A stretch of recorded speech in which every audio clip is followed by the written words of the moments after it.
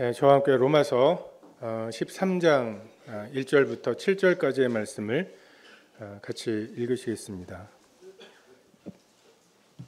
찾으셨으면 같이 읽겠습니다. 시작. 각 사람은 위에 있는 권세들에게 복종하라.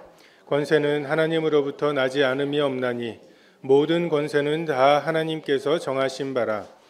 그러므로 권세를 거스르는 자는 하나님의 명을 거스름이니 거스르는 자들은 심판을 자취하리라. 다스리는 자들은 선한 일에 대하여 두려움이 되지 않고 악한 일에 대하여 되나니 내가 권세를 두려워하지 아니하려느냐. 선을 행하라. 그리하면 그에게 칭찬을 받으리라. 그는 하나님의 사역자가 되어 내게 선을 베푸는 자니라. 그러나 내가 악을 행하거든 두려워하라. 그가 공연히 칼을 가지지 아니하였으니 곧 하나님의 사역자가 되어 악을 행하는 자에게 진노하심을 따라 보응하는 자니라. 그러므로 복종하지 아니할 수 없으니 진노 때문에 할 것이 아니라 양심을 따라 할 것이라. 너희가 조세를 바치는 것도 이로 말미암음이라. 그들이 하나님의 일꾼이 되어 바로 이 일에 항상 힘쓰느니라. 모든 사람에게 줄 것을 주되 조세를 받을 자에게 조세를 바치고 관세를 받을 자에게 관세를 바치고 두려워할 자를 두려워하며 존경할 자를 존경하라.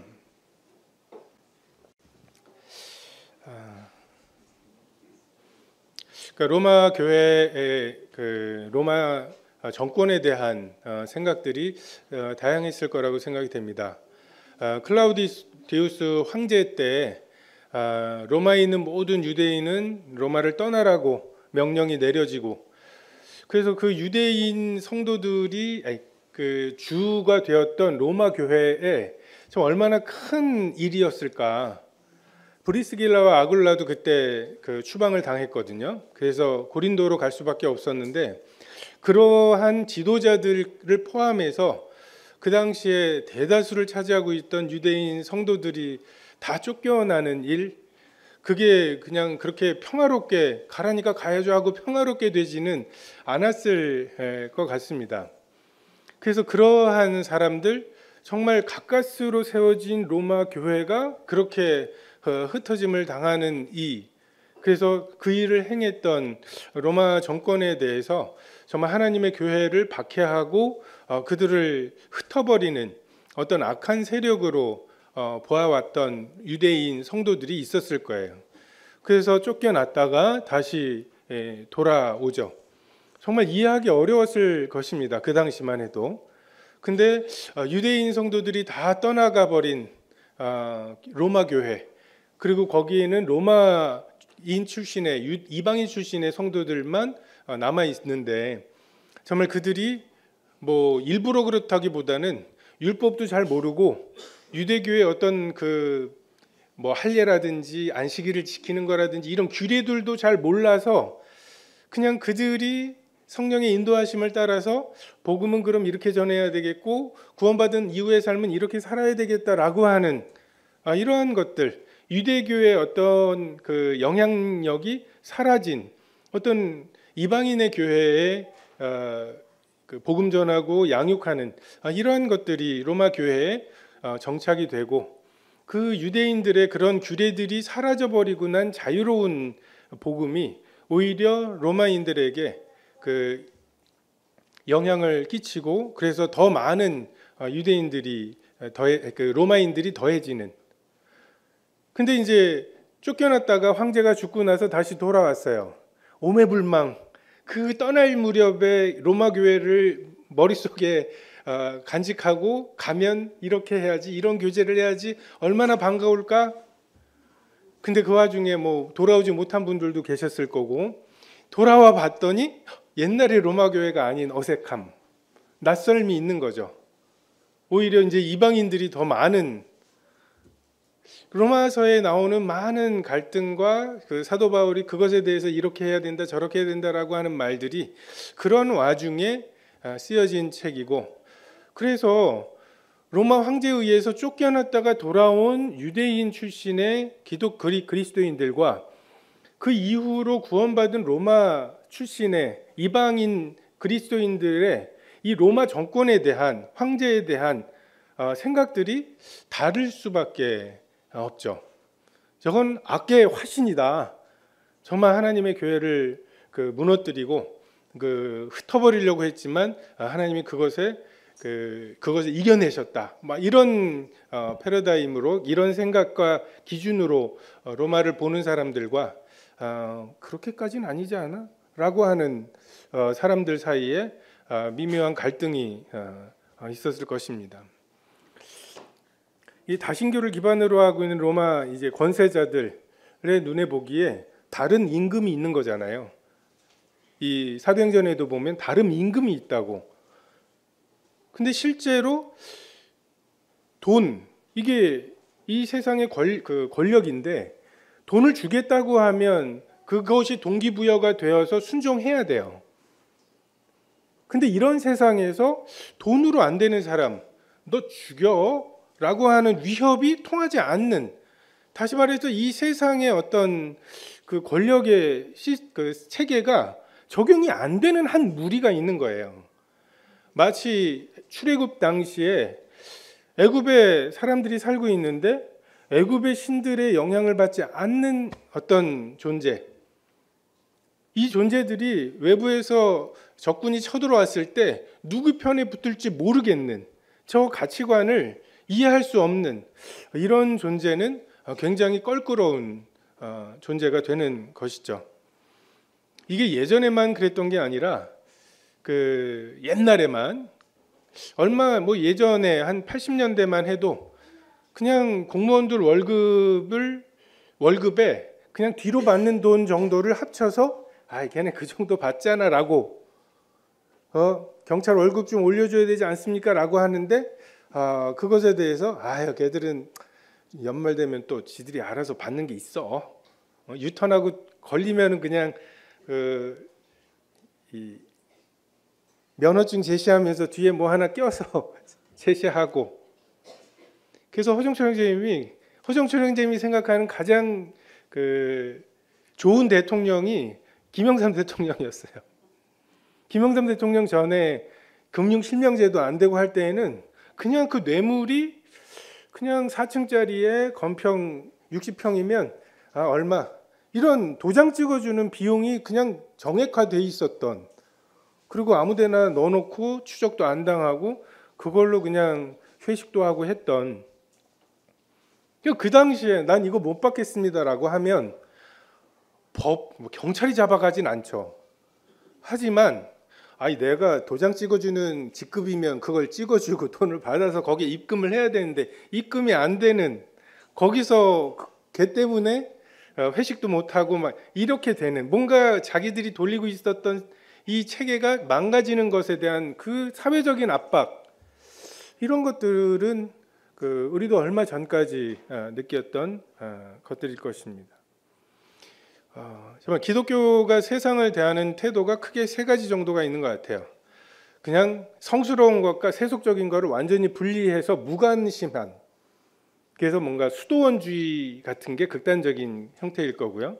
반대로는 기독교 가치관을 세상의 권세에 적용하려고 하는, 마치 이슬람에서 그 코란을 헌법으로 해서 도둑질하다 걸리면 재판장에 안 가고 동네 사람 모아다가 그냥 자동차로 팔을 밀어버리는, 이런 게 굉장히 정의롭다고 생각하는 이제 그러한 것. 또 하나는 세속과 권세가 서로 융합해서 어떤 세상의 그 권력을 이 종교가 옹호해주고, 또 이 기독교가 전파되는 것을 권력이 후원해주는, 전형적인 게 카톨릭의 중세 카톨릭의 그런 경향이죠. 그래서 불교나 힌두교처럼 내세에 잘 되는 이런 종교 같은 경우에는 그렇게 크게 내가 이렇게 믿으니까 그럼 나는 이렇게 행동해야 되지 않아? 라고 하는 이제 이런 부분들이 많지 않아요. 근데 기독교는 기본적으로 구원을 받는다는 게 우리 마음의 정권이 바뀌는 거잖아요. 그러니까 이러한 속성들 때문에 굉장히 종교이면서 정치적일 수 있습니다. 다시 말해서 실제적인 거죠. 내가 이렇게 믿고 있으면 이렇게 행동해야 되는 게 연결이 되는, 이러한 측면들이 있습니다. 그래서 우리가 이 권세들을 어떻게 대해야 할 것인가, 로마 교회 성도들도 다양한 경험에 의해서 권세에 대한 생각들이 다 다른 상황 속에 사도 바울이 이 13장의 말씀을 하고 있습니다. 첫 번째로 권세에 대해서 사도 바울은 복종하라고 말씀하고 있습니다. 복종은 언제나 우리에게 껄끄러운 말이죠. 우리가 딱 그 복종을 못해서 죄를 지은 거잖아요. 그리고 하나님께서 우리에게 딱 요구하신 게 먹지 말라. 그리고 그것에 대한 복종을 원하신 거잖아요. 그러니까 우린 다 잘하는데 난 이 복종만 못해 라고 말하는 건 다 못한다는 뜻이에요. 다시 말해서 우리가 구원받았는지 여부에 대한 증상이 그 권세에 복종하라. 이 권세는 지금 대통령 이런 얘기가 아니에요. 엄마 아빠 얘기고 우리의 상관의 이야기입니다. 그 사람이 나에게 무언가를 요구했을 때 내 마음의 태도가 어떻게 되느냐, 내 마음이 단단한 돌과 같은 마음인지 여전히, 아니면 그게 부드러운 마음이 되었는지의 여부가 이 복종의 영역에 있어서 드러납니다. 위에 있는 권세에게 복종하라. 굉장히 단순한 말씀이죠. 이것이면 충분한 말씀입니다. 우리는 다 이루었다. 이 단순한 말씀으로 구원을 받았잖아요. 근데 복종하라는 말씀을 들으면 그것에 대해서 우리 나름의 새로운 해석을 통해서 복종하지 않을 방법을 찾는 것, 이것은 여전히 내 속에 선악을 구별하고 있는 일입니다. 단순한 말씀으로 내가 내 죄와 허물을 기억하지 않겠다는 말씀으로 어떻게 해요? 왜요? 그게 어떻게 작동이? 이렇게 묻지 않고 그렇다시니까 그런 줄 아는 것으로 구원받은 우리가 복종하라고 하시면 이 권세가 어떤지 아세요? 이런 걸 하시면은 못할, 그런 말씀 못 하실걸요? 이렇게 토달지 않고 하나님이 21세기까지는 그 생각을 못 하셨을까요? 21세기에 대한민국은 그렇게까지 할 줄은, 이 말씀이 적용되지 않는 상황이 생길 줄은, 이러셨을 거라고 생각하지 않습니다. 하나님이 정하신 것이라고 말씀하시는, 하나님이 정하신 것입니다. 하나님이 죄인을 죄 없다고 정하신 그 주권, 야곱을 사랑하고 에서를 미워하시는 그 주권, 우리가 그 주권으로 구원을 받았습니다. 그리고 하나님께서 그 주권으로 모든 권세는 다 하나님 강조하시잖아요. 모든 권세는 다 하나님이 정하셨다고. 이해 안 되죠? 왜 에서가 아니라 야곱일까요? 근데 그 똑같은 논리가 왜 우리일까요? 왜 우리가 구원받았을까요? 정하셔서예요. 자랑할 것도 없는, 그냥 정하시는 은혜로 우리가 구원을 받았다면 하나님이 나에게 선해 보이는 정하심만 받아들이고, 왜 저렇게 정하셨어? 다른 정하심에 대해서 비난을 한다면 그건 여전히 내 속에 선악의 기준이 있는 것입니다.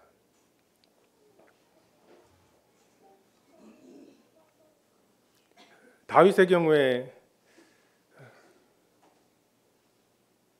사울 죽여야 할 이유가 충분하지 않나요? 그의 인격이나 그의 행동이나 막 정신병도 좀 있는 것 같고, 너무너무나 충분히 그를 죽일 이유가 있고, 이거는 뭐 그 다윗 개인이 핍박받는 수준도 있지만, 국가적으로도 저런 사람이 왕이 되는 건, 왕이 되어서 왕자리에 있는 건 정말 불행한 거고, 거기다가 완전 무방비 상태로 죽일 수 있는 상황에 하나님이 두셨다고 생각할 수도 있었겠죠. 그 글을 따르던 사람들이 그랬던 것처럼 하나님이 이 기회를 주신 겁니다. 두 번 찌를 것이 없을 겁니다. 근데 다윗이 하나님의 기름 부음 받은 자로서 정말 사망의 음침한 골짜기를 가지만 해를 두려워하지 않으면서, 왜요? 기름 부으셨거든요. 이 기름 부은 자에 대해서 하나님이 책임지신다고 하는 이 믿음으로 그가 그렇게 살았고, 정말 여러 환경 속에서 하나님께서 그를 진짜 지키셨죠. 기름 부음은 이런 거야. 야, 난 기름 부음 받았으니까 하나님이 지키실 거야. 나한테 좋은 것들이죠. 근데 사울도 기름 부음을 받았습니다. 그 기름 부음 받은 자에 대해서 내 기준으로 기름 부음 받은 자의 생명은 하나님이 정하신 거야. 근데 저 기름 부음 받은 자의 생명은 내가 죽일 수 있어.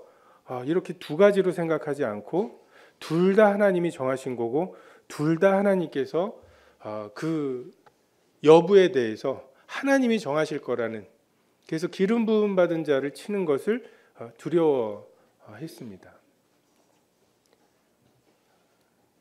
여호와를, 그리스도를 경외함으로 피차 복종하라고. 서로가 어떻게 생각하는지, 그 사람이 나한테 명령할 수 있다면 나에게 뭘 명령할 수 있을지, 그것에 서로가 복종하라고 말씀하시죠. 하갈이 이스마엘을 데리고 도망가다가 하나님을 뵙고 하나님께서 내 여주인 사례를 피하여 도망하나이다. 여호와의 사자가 그에게 이르되 내 여주인에게로 돌아가서 그 수하에 복종하라. 아브라함의 아들을 낳았다고 핍박하는 사람, 자기가 그렇게 하라고 해서 했는데, 근데 그에게 돌아가서 복종하라고. 사라가 하갈을 핍박했던 이유가 타당하지 않았죠. 우리는 이제 머릿속에서 하갈이 깐죽댔을 거야 막 하면서 사라가 그렇게 행동했을 수밖에 없는, 우린 사라 편에서 막 이야기하지만 옳고 그름과 억울함을 이야기하기로 하면 얼마든지 논쟁할 수 있는 상황 속에서 하나님께서는 하갈에게 돌아가서 복종하라고. 복종이 이런 것입니다. 하나님이 주권자시라고 하는 것에 대한 우리 마음의 순종은 나에게 유리할 때만이 아니라 왜 저러시지? 이해가 안 될 때. 근데 단 사람이 보기에는 우리 구원받은 거 이해 안 돼요. 여러분 이해가 되십니까? 여러분 그 구원받을 자격이 있어서, 맥락이 있어서 구원받으신 겁니까?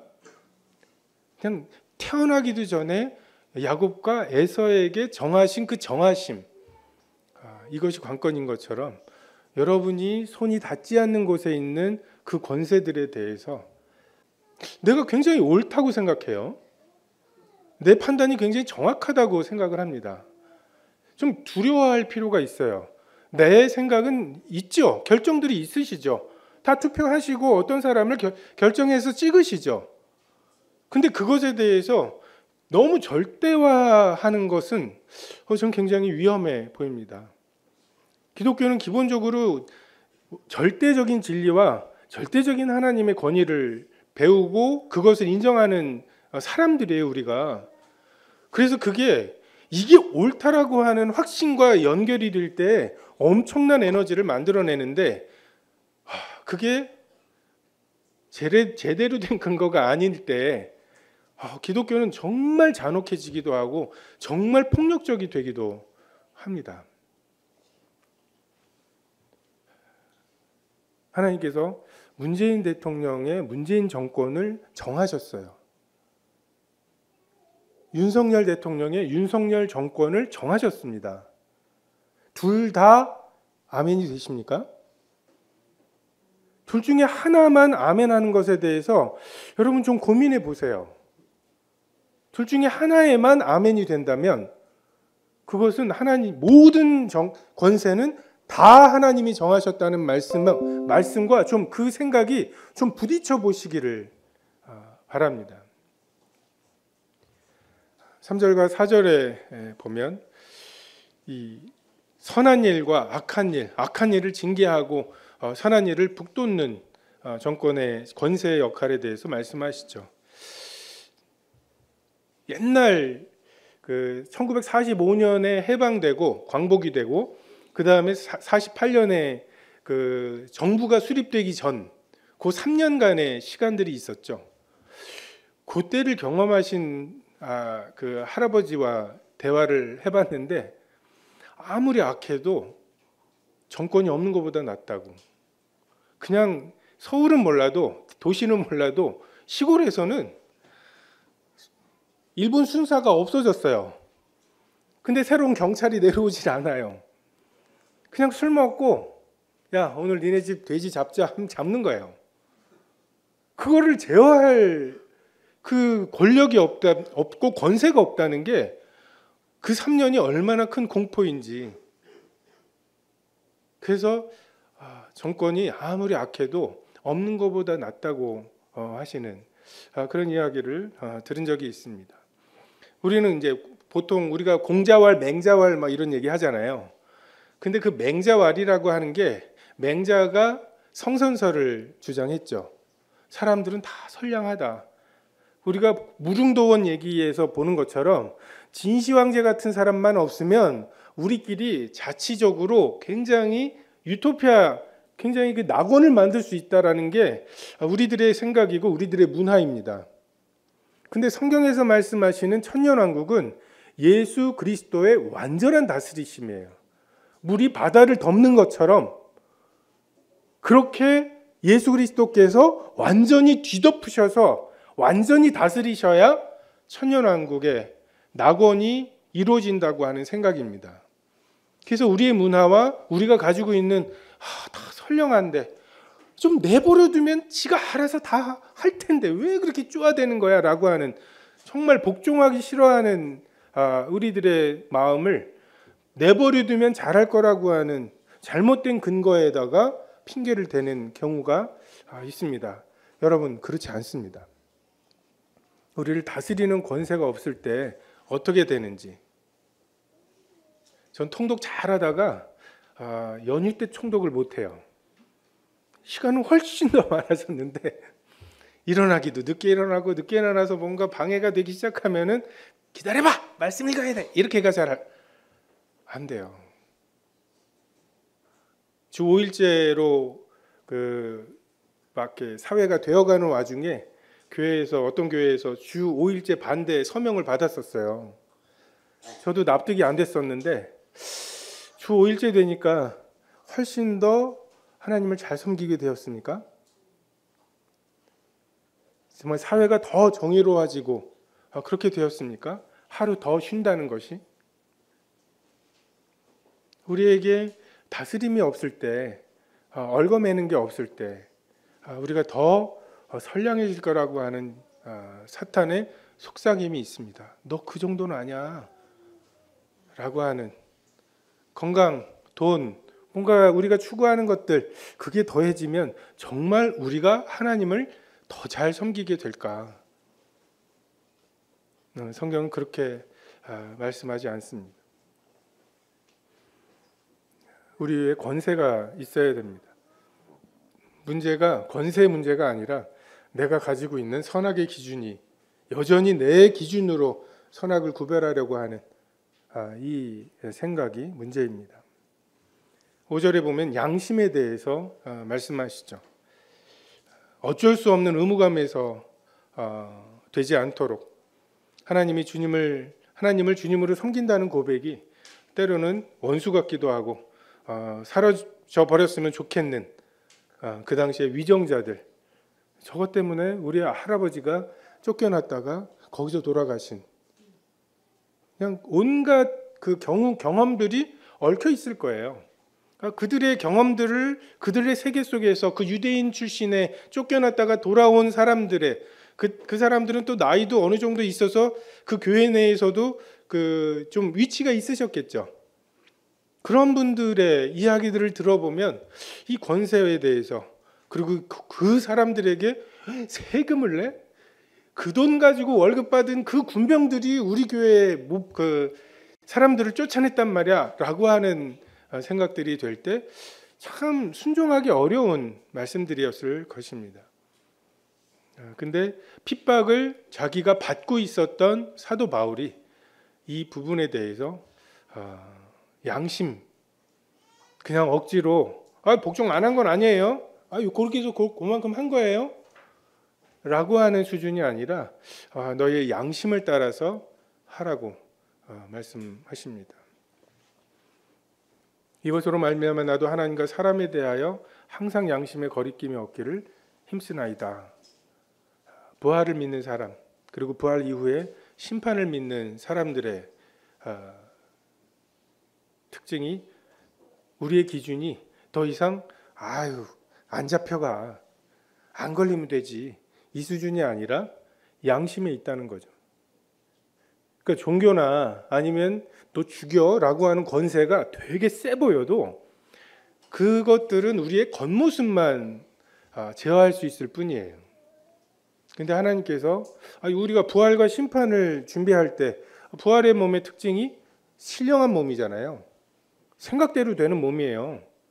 여기서 체면 때문에, 아니면 내가 그 짓을 하면 잡혀가지라고 하는 것 때문에 겉모습을 제어해야 하는 수준으로 심판대 앞에 갔을 때 그게 제어가 안 되는 신령한 몸을 입으면 싸가지 없어 보여라고 하면서 저걸 없애버려야지라는 생각과 함께 살인하게 되고 간음하게 되는, 그게 우리의 심판일 거죠. 그래서 되게 효율적으로 보이고 사람을 변화시키는데 세 보이는 것들이 그렇게 부활 앞에서 그 부활의 몸에 걸맞는 것을 기준으로 보면 소용이 없습니다. 군대에서 제대하면 딱 2주 만에 원래 기상시간 그 6시에 일어나던 눈이 떠지던 이게 그 강압에 의해서 2년을 한 거잖아요. 한 방울도 돌 속으로 들어갈 수가 없습니다. 양심을 따라서 우리가 세상의 권세에 눈치를 보면서 하는 게 아니라 우리는 주 그리스도를 섬긴다. 그 그리스도 앞에서 우리가 하는 마음으로 해야죠. 6절과 7절에 보면 세금 내라는 거예요.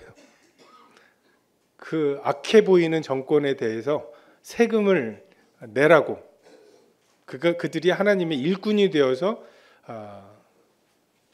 이 일에 항상 힘쓴다고. 이게 바울이 했으니까 납득이 되는 것 같아요.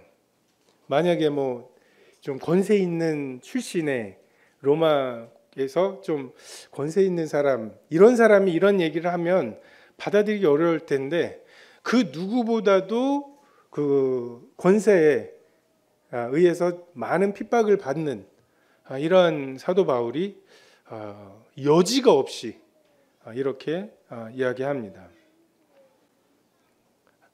모든 자에게 줄 것을 주되 조세를 받을 자에게 조세를 바치고 관세를 받을 자에게 관세를 바치고 두려워할 자를 두려워하고 존경할 자를 존경하라고. 이거는 단지 돈 이런 문제이기보다는 두려워할 자를 두려워하라고, 존경할 자를 존경하라고.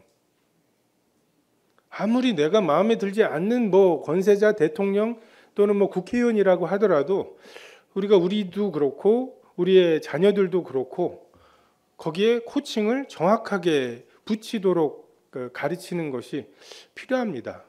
문재인 대통령이고요, 윤석열 대통령이죠. 누구누구 국회의원이고, 우리가 그들이 하는 행동이나 이런 것들에 대해서 내가 마음에 들거나 들지 않을 수 있어요. 동의하거나 동의하지 않을 수 있습니다. 그런 건 투표하시면 됩니다. 근데 그것에 대해서 저 사람이 저렇게 행동하니까 나는 저 사람을 이렇게 대할 권리가 있다라는 식으로, 네가 이 뺨을 때렸으니까 나도 한 뺨을 한 대 때릴 권리가 있다고 생각하는 이 기준으로 우리가 살아가거나 행동을 하거나 결정을 하는 것은 성경적이지 않습니다. 그래서 참 이 당시 성도들에게도 쉽지 않았을 것입니다. 우리가 제일 힘들진 않아요. 성도님들, 정말 우리가 역사를 보잖아요. 정말 이 권세들 중에서 지금 우리가 제일 힘든, 받아들이기 제일 힘든 권세를 견디고 있다고 생각을 하시거나 이런 분들이 있는데, 가장 그렇지는 않습니다. 어쩌면 우리가 그 어느 시대보다 권세를 쥐고 펼 수 있는 권리가 가장 커서 그런 것 같아요. 옛날 조선시대 때 사람들은 왕이 바뀐 줄도 모르고 살았을 사람들도 많을 것 같아요.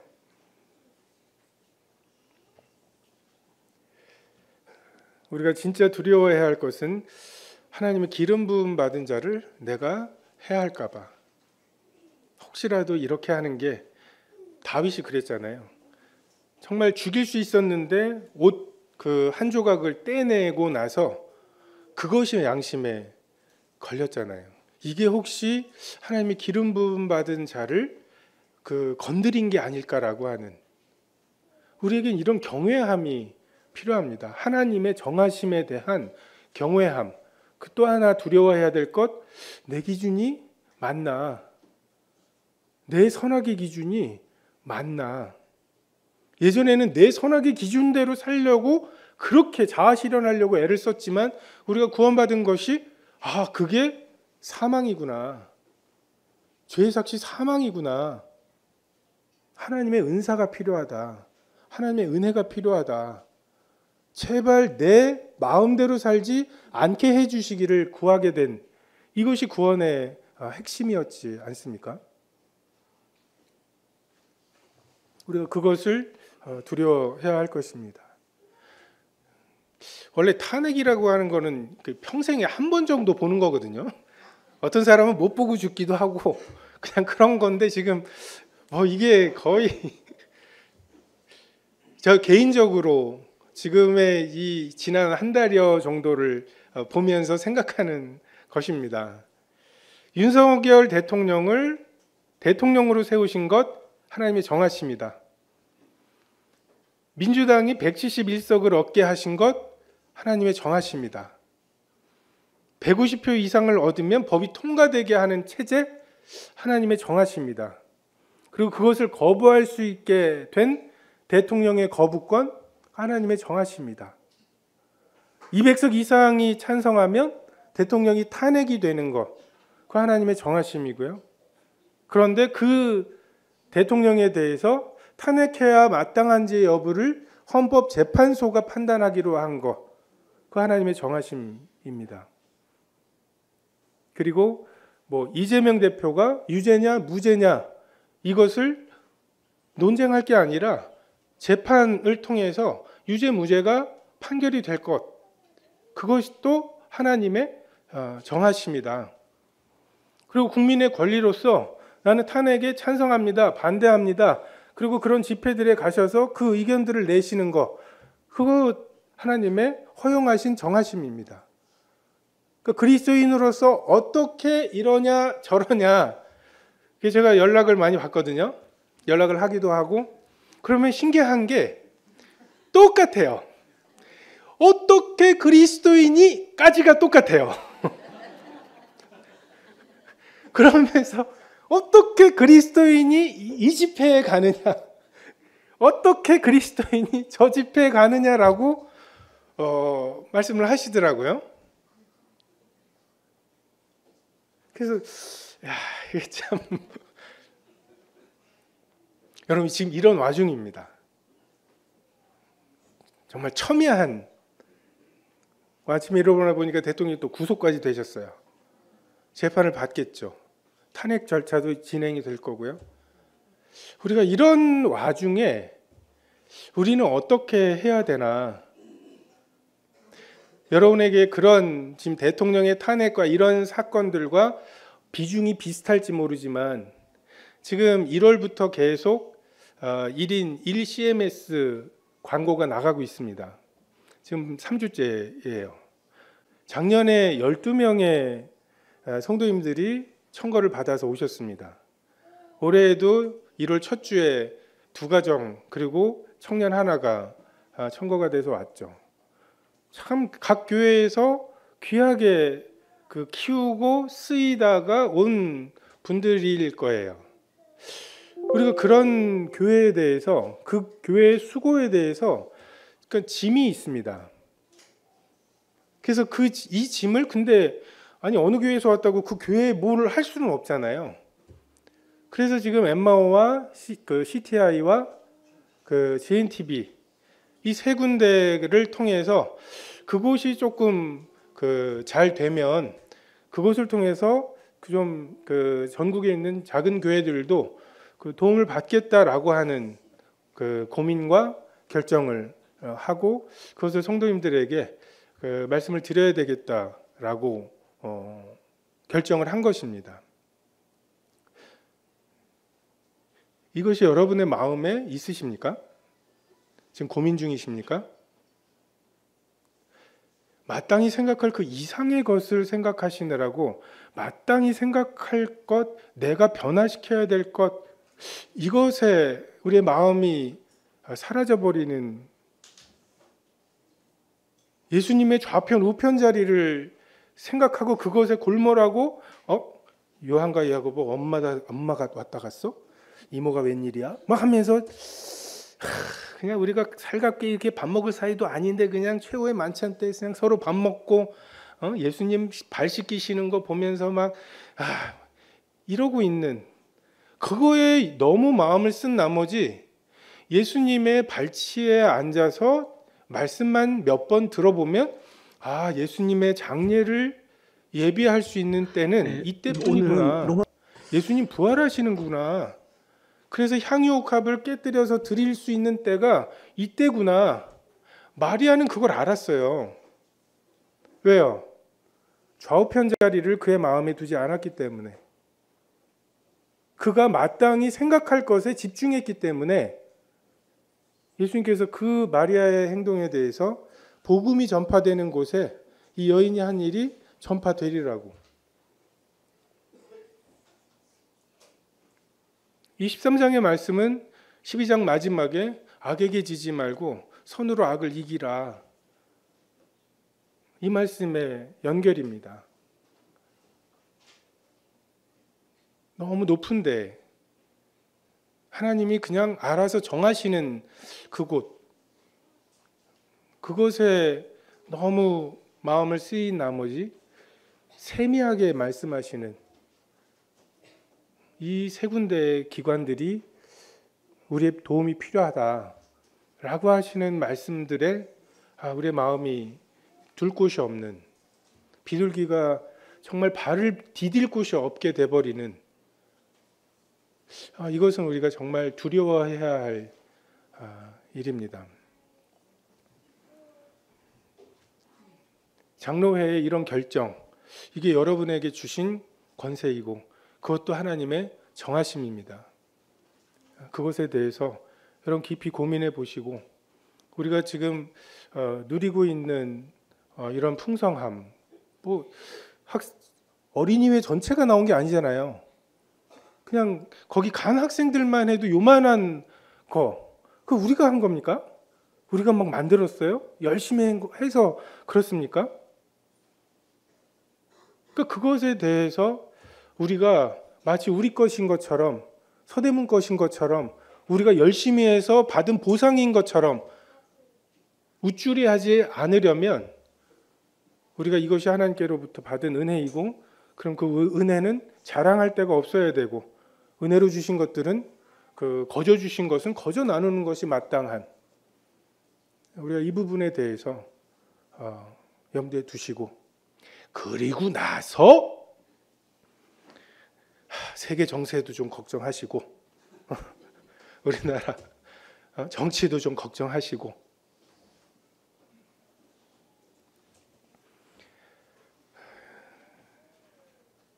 참 제어할 수 없는 것, 이르지 못할 기이한 일, 우리의 은사나 분량이 넘어서는 그 일에 대해서 내가 이르지 못할 기이한 일에 힘쓰지 않기로 작정하였다고.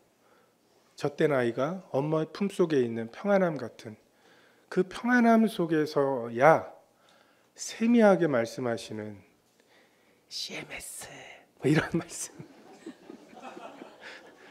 뭐 이런 말씀들이 들리는 것이죠. 그리고 그것에 대해서 얼마 할지 고민하시고 몇 년을 할지 고민하시고 그런 이 격동과 격동의 시간 속에서 우리 마음이 마땅히 생각해야 할 것, 정말 고민해야 할 것, 정말 그것에 좀 우리가 집중하시면서 좀 하나님의 음성을 들으시고 그 인색함과 억지로함 사이를 정하시는 거 쉽지 않습니다. 이거는 교회에 드리는 거 왜 하셔야 되고요. 그리고 지금 아이들 다음 주 되면은 또 그 설이라고 용돈 받을 텐데 그 돈 가지고도 한번 어린아이들까지 한번 다 그 뭐 이 금액이 제한이 없거든요. 근데 좀 그것을 좀 같이 논의해 보시고 고민해 보시고 주님의 뜻을 분별해 보시면 우리가 정말 결혼할 때 마치 죽을 수 있는 것처럼 얘기하지만 양발 거꾸로 뒤집어서 안 내놓는 거 막 이런 게 어려운 것처럼 우리가 너무 거창한 것에 집중하다 보면 처음으로 주식 투자하면은 그런 착각이 든대요.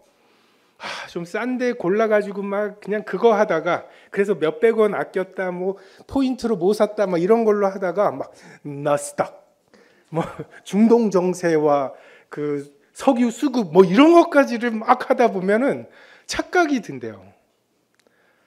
결국 내가 밥해야 돼요. 뭐 세상이 어떻게 바뀌든 출근 내가 해야 되는 거고요. 그래서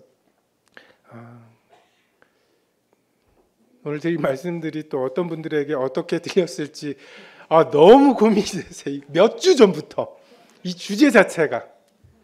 근데 로마 성도들이 들었을 법한, 로마 성도들도 그 정도는 조금 껄끄럽기도 했을 거고 받아들이기 어려웠을 거고, 근데 그것에 대해서 납득도 했을 거고 또 안 돼서 고민도 했을 것입니다. 그냥 그 정도면 이 말씀의 효용으로 충분하리라고 생각이 됩니다. 마땅히 생각할 그 이상의 것을 생각하지 말고 우리에게 주신 은혜의 분량대로 여전히 내가 해야 되는 그 일, 그것에 집중하시면 좋겠습니다. 기도하겠습니다.